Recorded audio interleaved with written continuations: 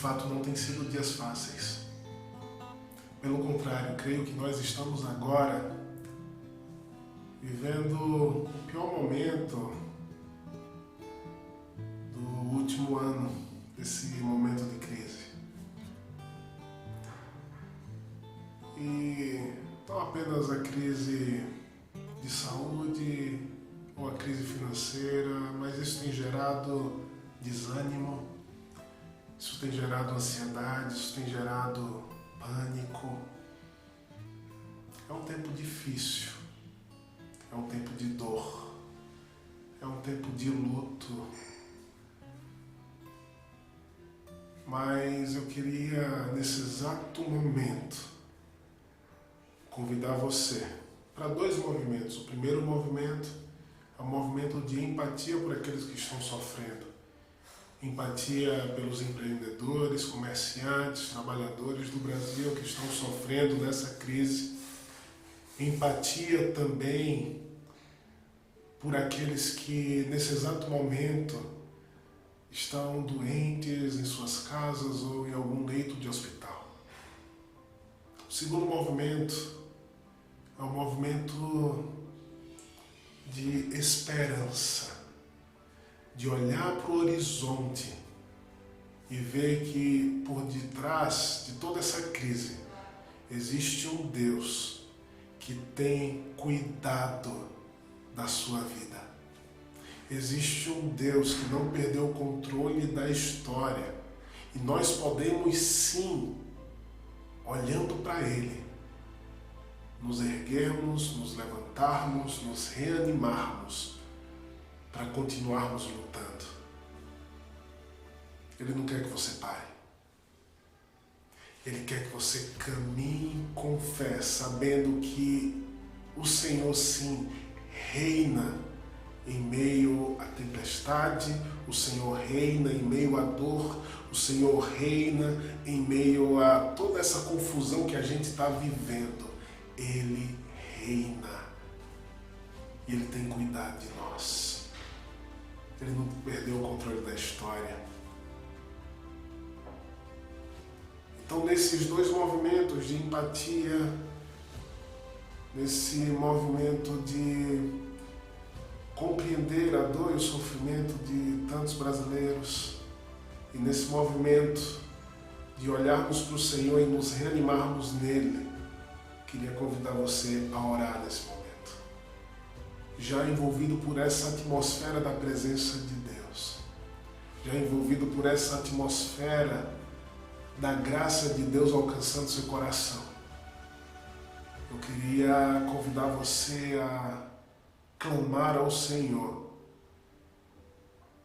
por um amigo, por sua cidade e pelo nosso país, pelos nossos governantes.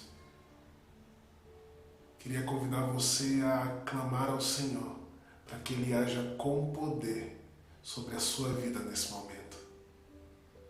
Vamos fazer isso? Vamos buscar a Deus agora? Pai,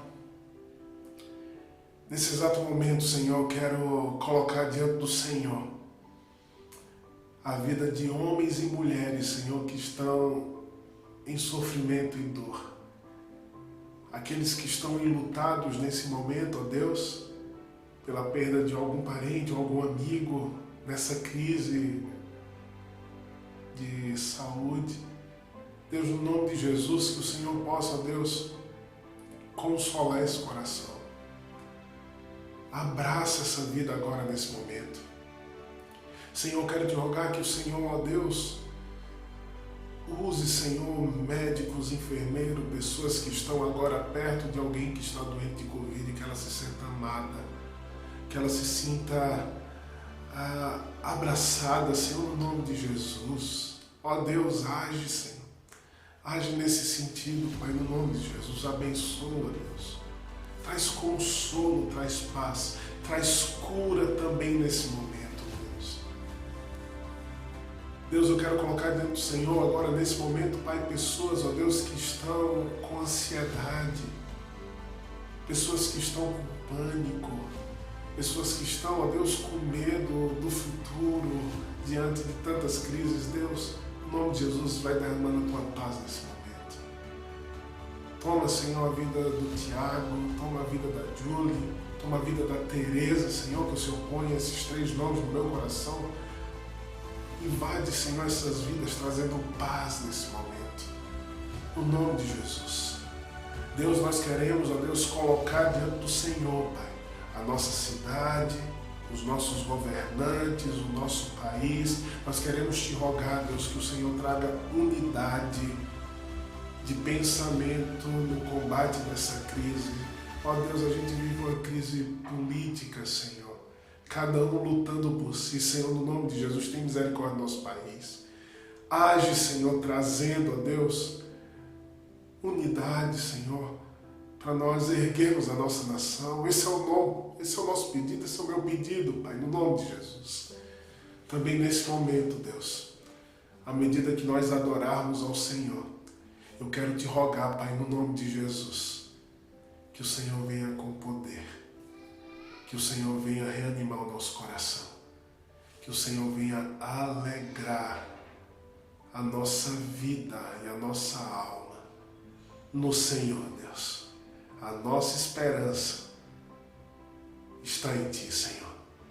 No nome de Jesus, que à medida que nós adorarmos o Teu nome, o Senhor entre com graça, glória, reanimando o nosso coração. Em nome de Jesus. Em nome de Jesus. Receba agora, meu irmão, a alegria e a paz que vem do Deus que reina soberanamente sobre todas as coisas e tem uma história magnífica, poderosa, que Ele está escrevendo. Uma história onde o final será maravilhoso. Adoremos a Ele de todo o nosso coração.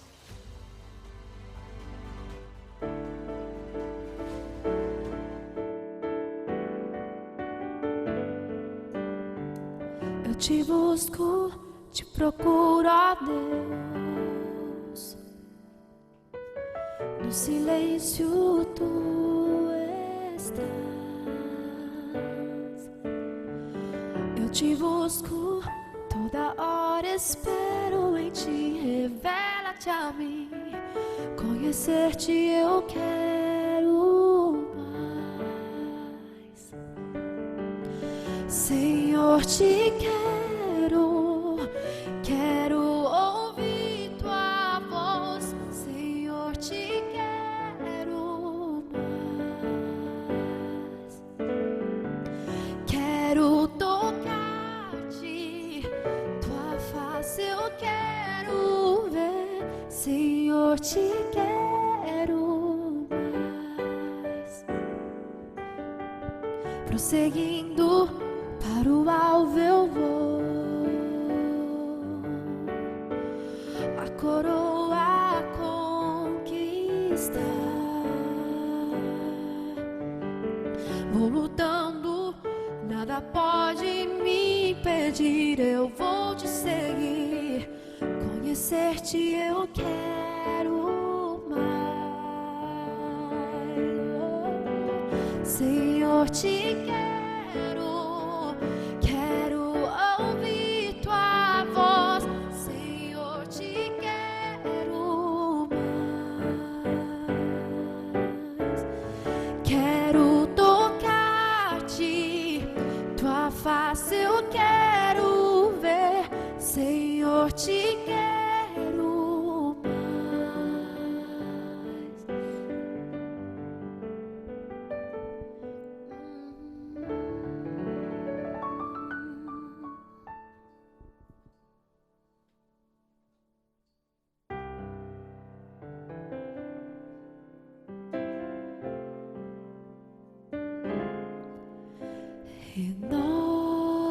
Renova-me, Senhor Jesus.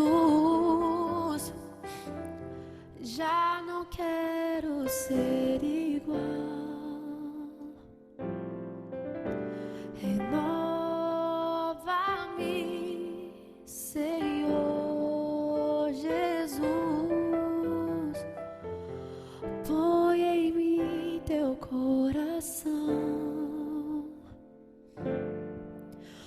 porque tudo que há dentro de mim necessita ser moldado, Senhor, porque tudo que há dentro do meu coração necessita mais de ti.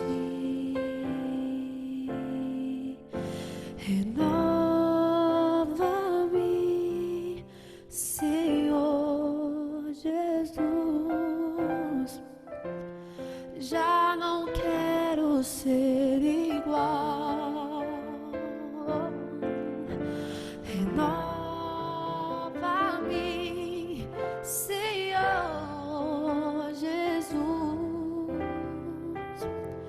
Põe em mim teu coração, porque tudo que há dentro de mim necessita ser moldado, Senhor, porque tudo que há dentro do meu coração necessita mais de ti.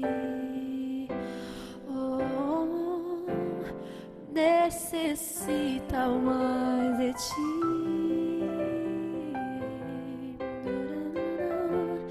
Necessito mais de ti.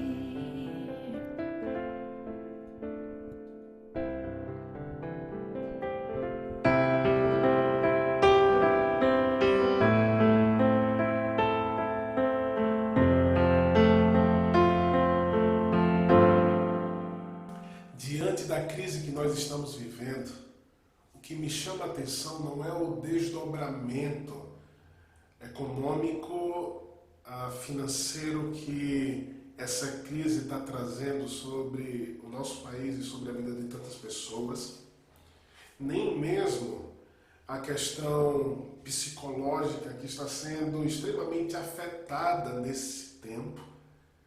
Ambas são questões de extrema importância, que têm o seu valor real dentro da existência humana. A gente precisa termos saúde financeira, saúde psíquica, para continuarmos a vida e a existência. Mas, diante dessa crise, o que mais me chama a atenção é a crise epistemológica. A crise em relação à questão da verdade. O que me chama mais atenção é a crise em relação àquilo que move sociedades inteiras, aquilo que move nações, aquilo que move aglomerado de pessoas.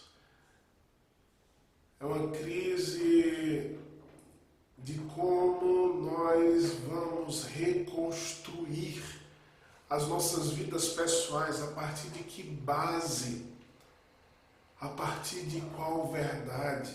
Porque, afinal de contas, é uma crise que foi construída ao longo da história a partir do momento que disseram para mim e para você que não existe verdade absoluta e que cada pessoa pode viver o seu nível de verdade.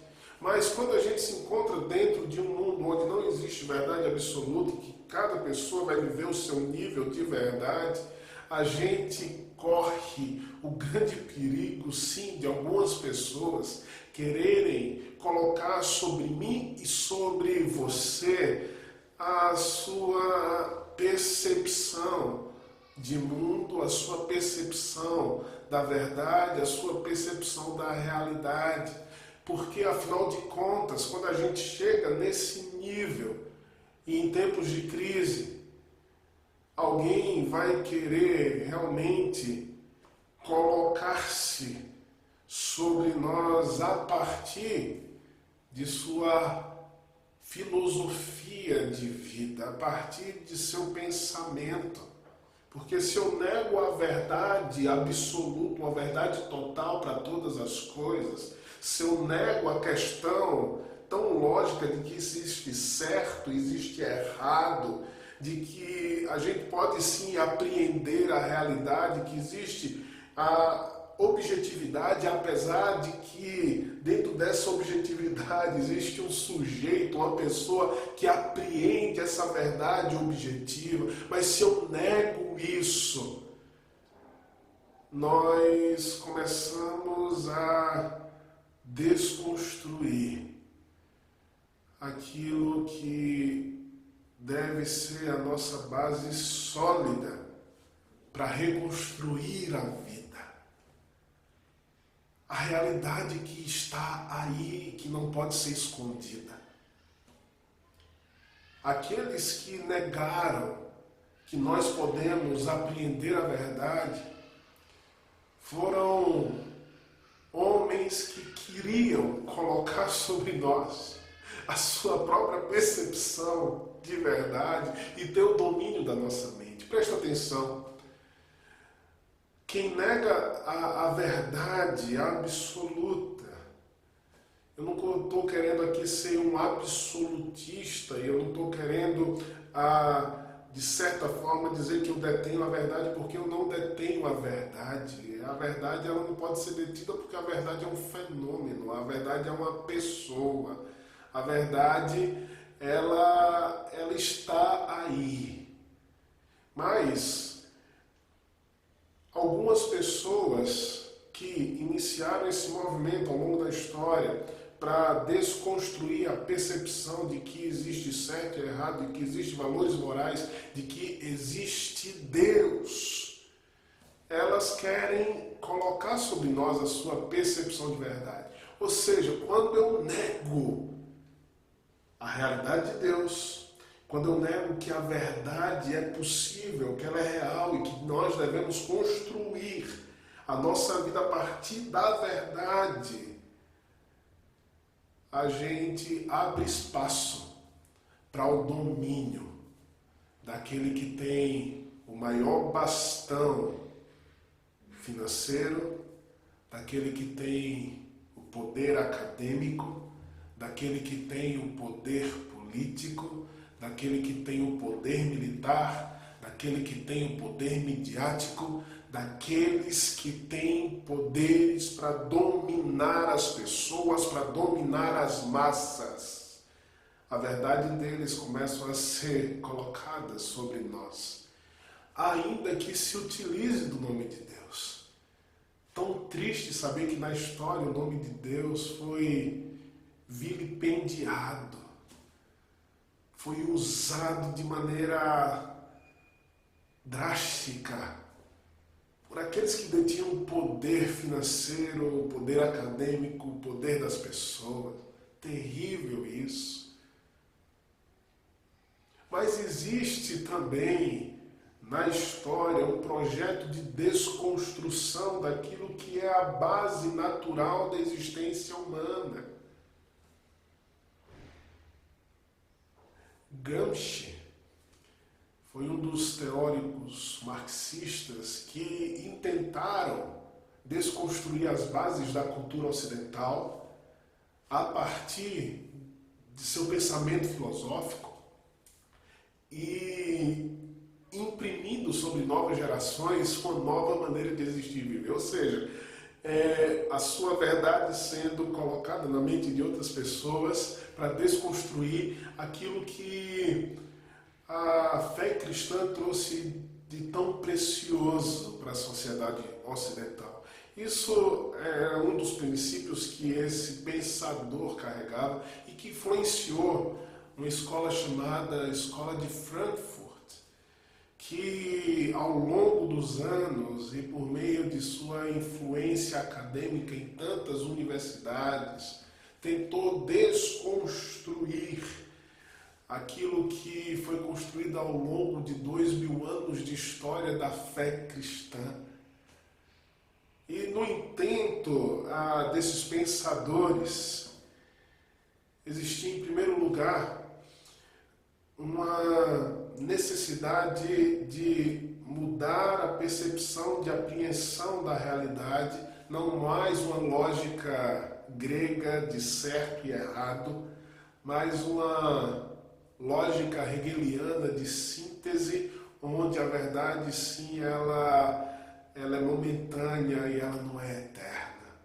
É uma verdade que passa de geração em geração e que em determinada geração nós iremos imprimir a maneira que nós pensamos, um mundo onde não existe essa lógica de certo e errado. Um segundo movimento, tentando desconstruir as bases da nossa cultura, é um movimento que diz que nós não temos o direito à propriedade privada, nós não temos o direito àquilo que nós construímos com o nosso trabalho. É uma tentativa de tirar a base do direito romano que construiu a percepção de nossa cultura. E o terceiro movimento é contra os valores cristãos. É contra a ética cristã dos 10 mandamentos, que fala contra a mentira, que fala contra o adultério, que fala sobre o amar a Deus e amar as pessoas.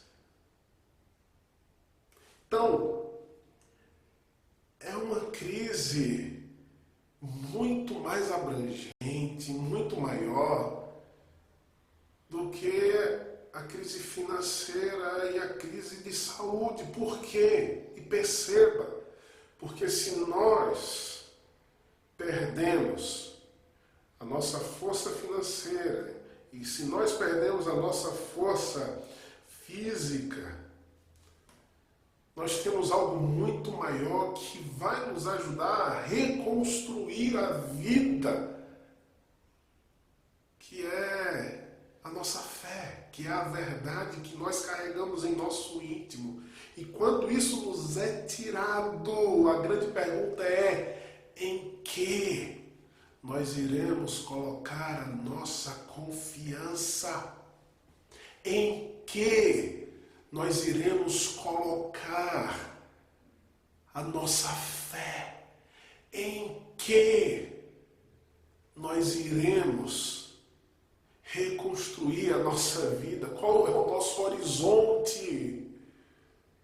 Qual é o nosso horizonte final? Por isso que Jesus, ele traz algo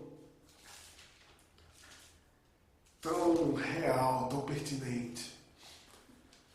Porque diante desse momento de crise estrondosa que nós vivemos, Jesus ele vai dizer exatamente isso. Sim, nós teremos crise.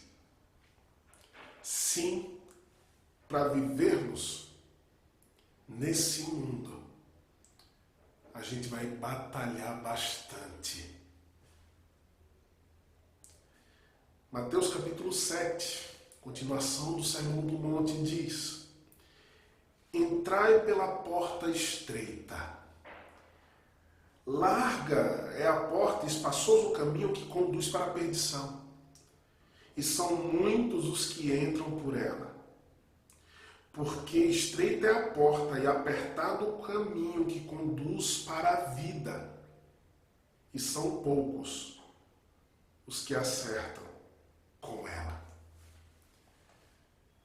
Jesus ele está mostrando aqui que diante do mercado epistemológico, grava essa palavra, tá? E aprende, teoria do conhecimento, epistemologia, que vai levar em consideração as questões profundas que erguem a humanidade, a questão da verdade.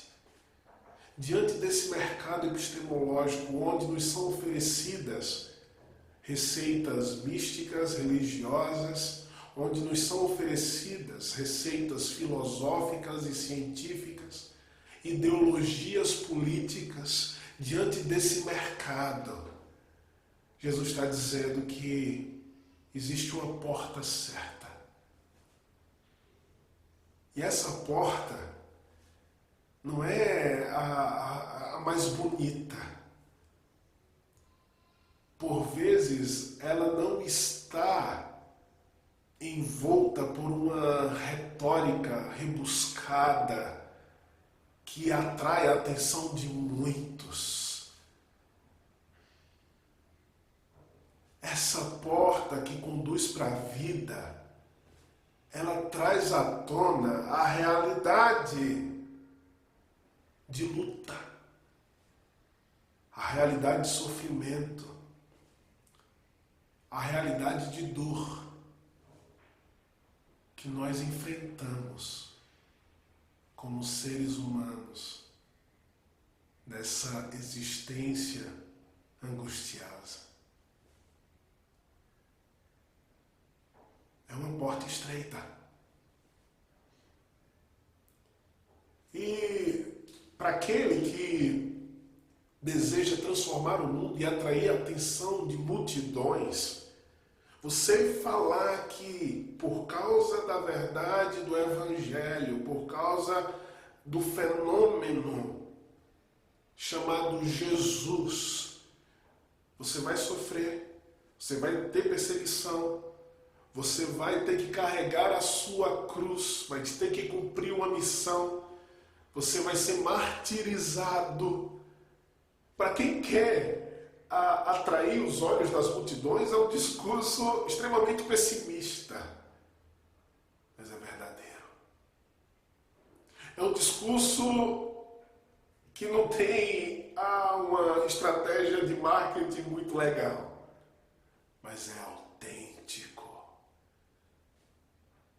A porta é estreita. São muitas as outras verdades, ideologias, filosofias, ideias religiosas e místicas que nos são propostas aí. São muitas. Porém, como eu posso ter discernimento que ela é de fato um caminho de luz para a minha vida e para a vida da humanidade? A maior mentira é que a verdade é relativa. Isso é uma parte da verdade, porque ela é relativa, porque faz parte de alguém. É relativa a uma pessoa, é relativa a uma sociedade, mas ela é completa e ela deve sim tocar a realidade das coisas, dizer algo sobre a realidade. Porque se a verdade é apenas relativa para uma pessoa e não é para outra, a gente está simplesmente absolutizando o sujeito, dividindo a sociedade, destruindo o que há de melhor na nossa própria humanidade, que é a unidade humana por algo belo e bonito, que é a realidade das coisas, que é o mundo, que é a beleza da harmonia. É interessante você pensar que quando a gente fala sobre uma verdade total, uma verdade completa, uma verdade absoluta nesse sentido, que diz que o sol nasce pela manhã trazendo vida para o nosso planeta, entende? Ou que ele vai se pôr à tarde e a lua ela continua estando no movimento em relação ao planeta Terra, trazendo a maré alta e maré baixa, por exemplo. A realidade ela está aí, a verdade ela está aí. E essa verdade, apesar de estar aí, ela não é de maneira nenhuma reduzida a apenas um ponto de vista. A verdade, ela é plural, mas ela é verdade e ela está aí, mas ela é plural. É como uma bela orquestra sinfônica com os mais variados instrumentos manifestando uma parte da melodia que, ao final, traz uma harmonia maravilhosa e poderosa. Isso é verdade. Então, como nós, diante do apelo tão diversificado de tantas ideologias, podemos sim colher aquilo que leva à vida e não a caminhos de morte. Jesus fala: acautelai-vos dos falsos profetas, que se vos apresentam disfarçados em ovelhas, mas por dentro são lobos roubadores. A gente tem que estar atento. Olhos vivos. A gente não pode se deixar enganar por qualquer discurso carismático. A gente não pode se deixar enganar por qualquer discurso recheado de argumentação acadêmica, porém distante da realidade das coisas. Cuidado com os falsos profetas. A gente não pode se deixar enganar por um discurso religioso que usa o nome de Jesus, que usa a palavra de Deus para roubar o nosso coração, roubar a nossa vontade, para nos manipular. A gente não pode se entregar acriticamente a nenhum movimento. A gente precisa de um padrão. E por esse padrão medir todas as coisas. Acautelai-vos dos falsos profetas. São muito bons naquilo que fazem.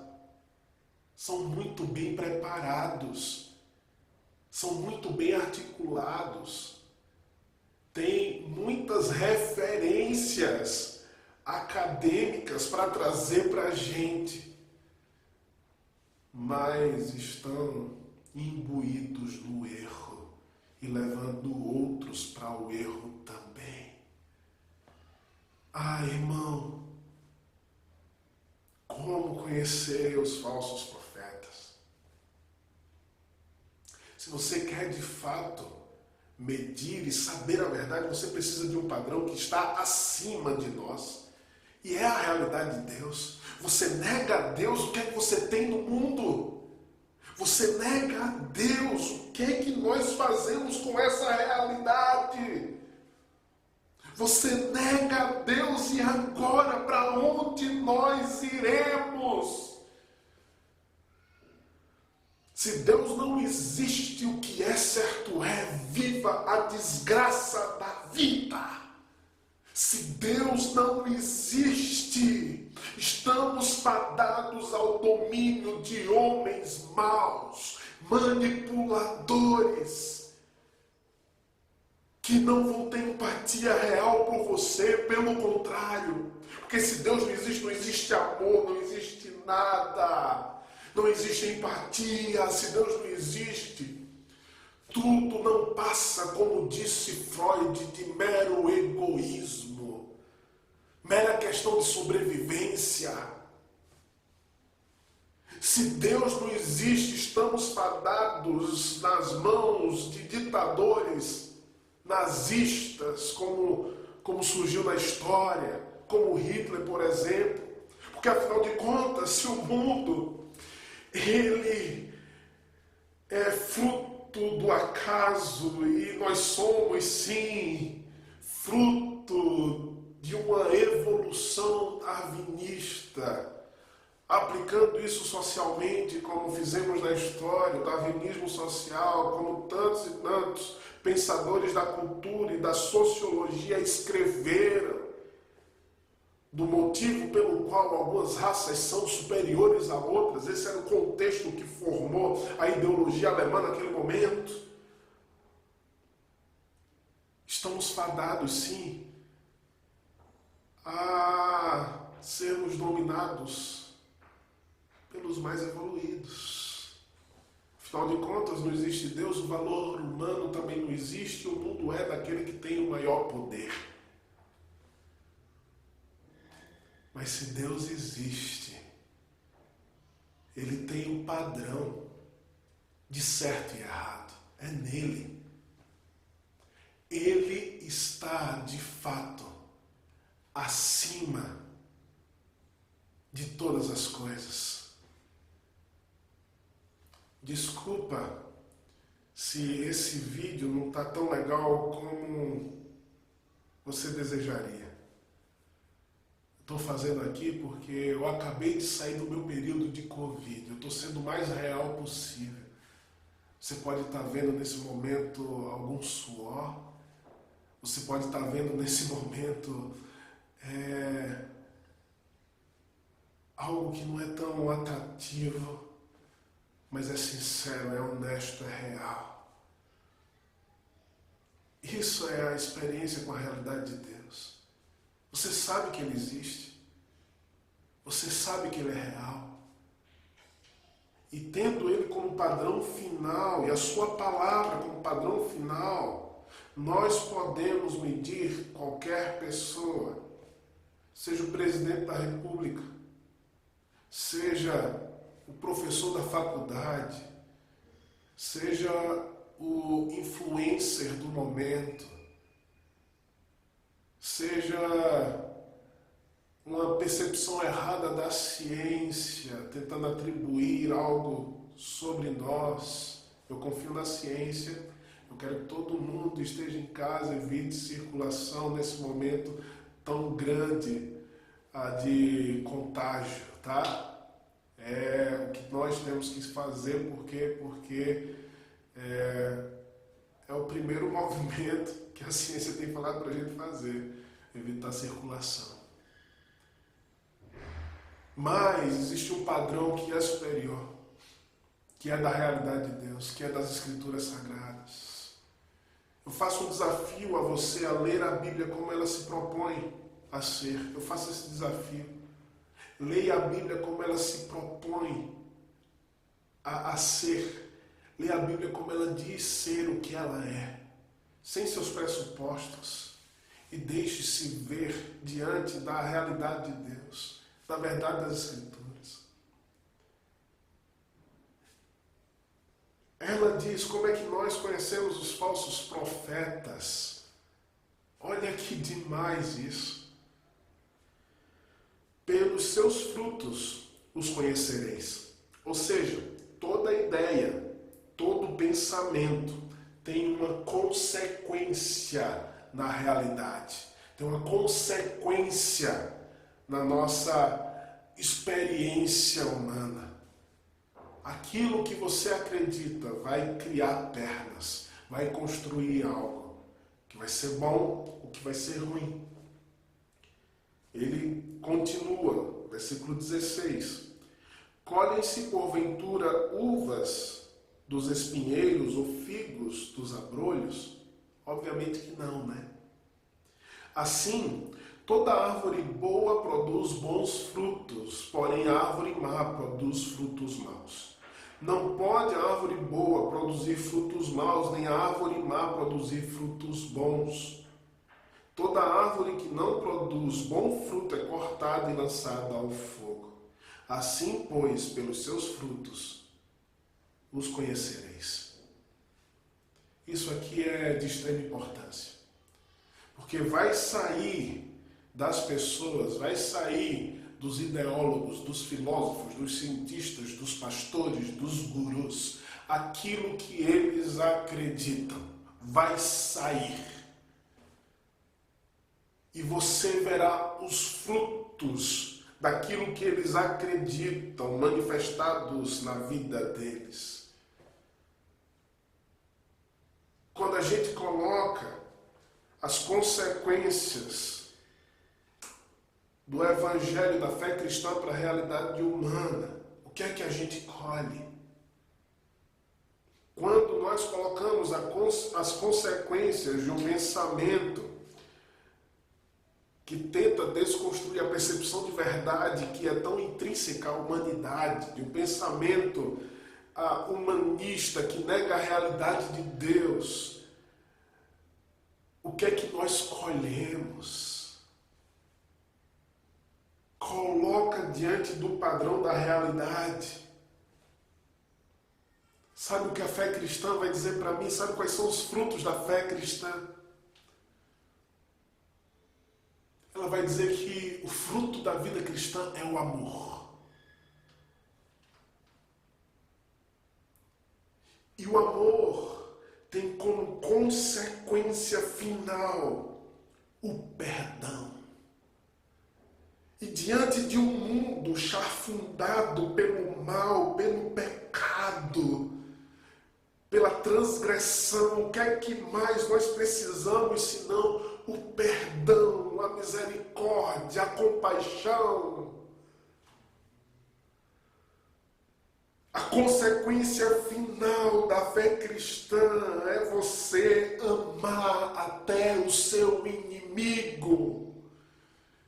É você perder para ganhar pontos, não diante dessa sociedade má, mas diante do Deus que sim impetrará no final da realidade, no final da história, o seu reinado.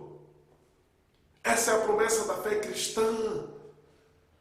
Qual é a consequência final? O que é que a fé cristã construiu de bom para a sociedade?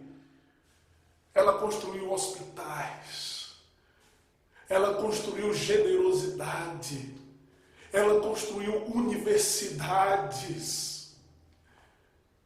Ela construiu a percepção de esperança em meio a um mundo onde os homens querem deter o poder e o controle e impetrarem a sua perspectiva malévola da vontade. A fé cristã trouxe paz. Eu não estou falando daquilo que uma instituição pervertida fez com a fé cristã, porque afinal de contas, o texto diz: muitos naquele dia hão de dizer-me, versículo 22, Senhor, Senhor, porventura não temos nós profetizado em teu nome, em teu nome não expelimos demônios, em teu nome não fizemos muitos milagres. Muitos usam o nome de Deus. Eu não estou falando desses que estão usando o nome de Deus e estão fazendo coisas terríveis nas mentes das pessoas, se utilizando do nome de Deus para benefício próprio. Eu não estou falando dessas igrejas neopentecostais que pregam a teologia da prosperidade. Eu não estou falando sobre isso. Eu estou falando sobre a real fé cristã, que transforma e muda todas as coisas. Essa fé nos alcança.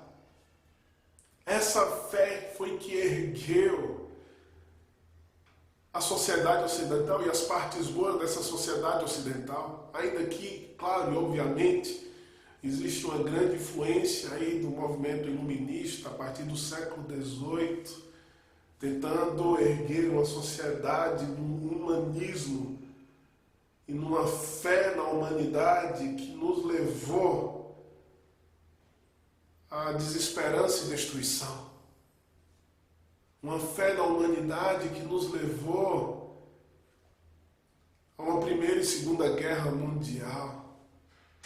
É o fruto de uma ideologia que se esqueceu de Deus e negou a realidade de Deus. Esse é o fruto. É o fruto da desunião, é o fruto do ódio. É o fruto de uma vida onde Deus não domina e onde a verdade do Evangelho não domina. O fruto é a destruição de famílias, é a decepção humana. O fruto é o adultério, o fruto é a violência. O fruto é a perversão sexual, são as doenças que foram transmitidas por causa de uma negação da necessidade de nós termos pureza na relação sexual.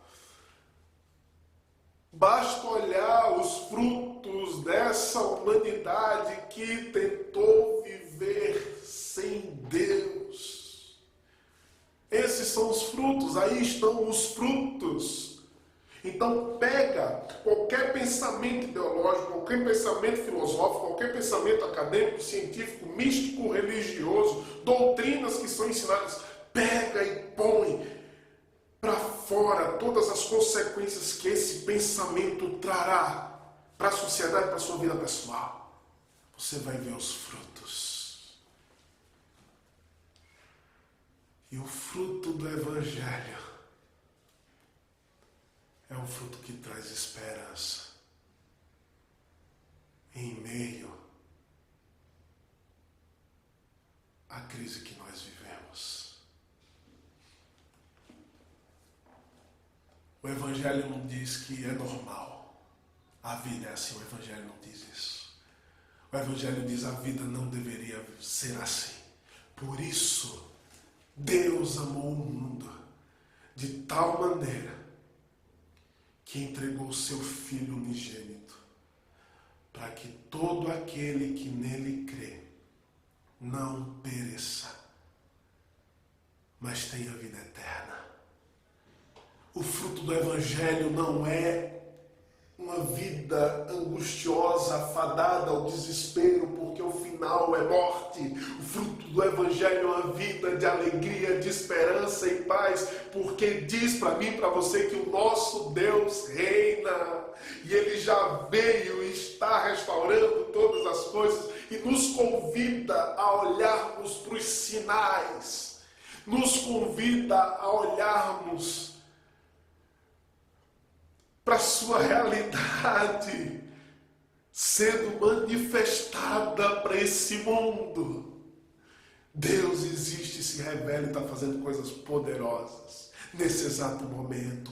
Creia e se apegue a essa verdade, se reanime no Senhor. Nós temos a verdade, é uma porta estreita, poucos entram por ela, porque ela põe para fora a realidade de que para vivermos essa verdade nós precisamos renunciar a tantas coisas que nos enganam, tantas mentiras e tantas ideologias que nos enganam.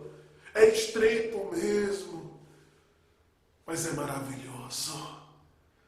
É maravilhoso. Eis aí o Evangelho. Eu já vi surdo ouvir, eu já vi paralítico andar, eu já vi endemoniado sendo liberto. Deus reina, Ele intervém na história.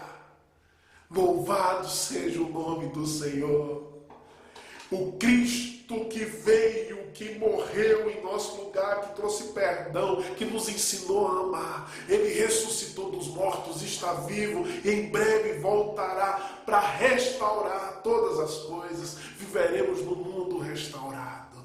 Viveremos num mundo onde não haverá mais corrupção, não haverá perversão, não haverá juízes corruptos, não haverá mais essa busca pelo poder do homem sobre outro homem, porque ele que reina.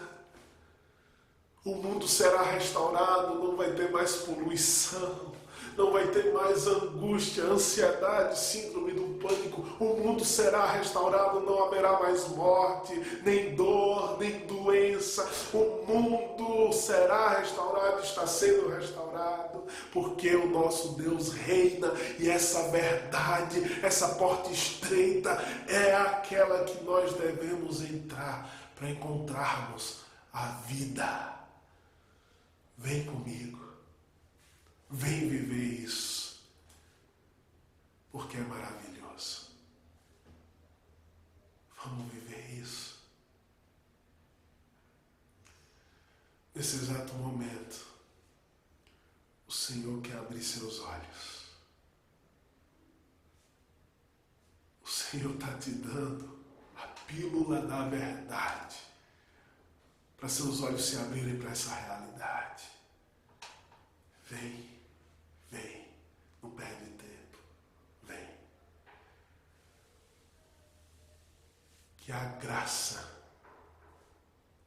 do Senhor Jesus, que o amor de Deus e a verdade de Deus esteja sobre você, que nesse momento é alcançado pelo Espírito Santo, hoje e sempre.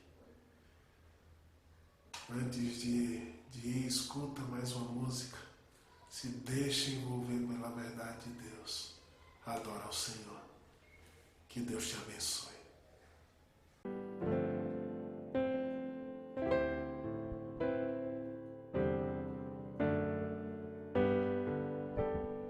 Perto quero estar,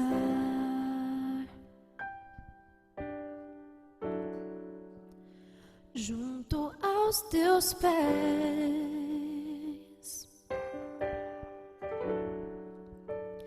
pois prazer maior não há que me render e te adorar.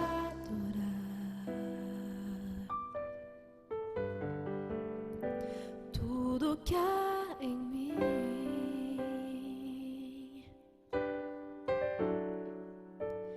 quero te ofertar,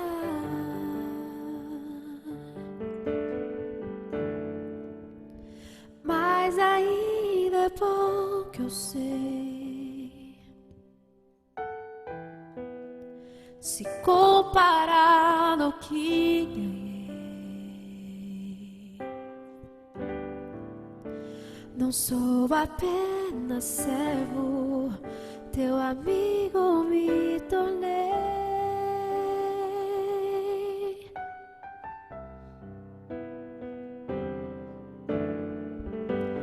Te louvarei, não importam as circunstâncias, adorarei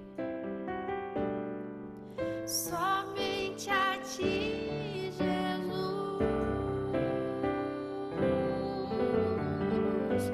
Te louvarei,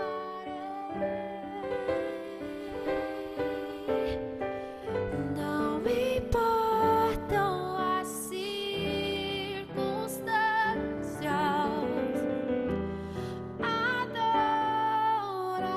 adorarei somente a ti, Jesus.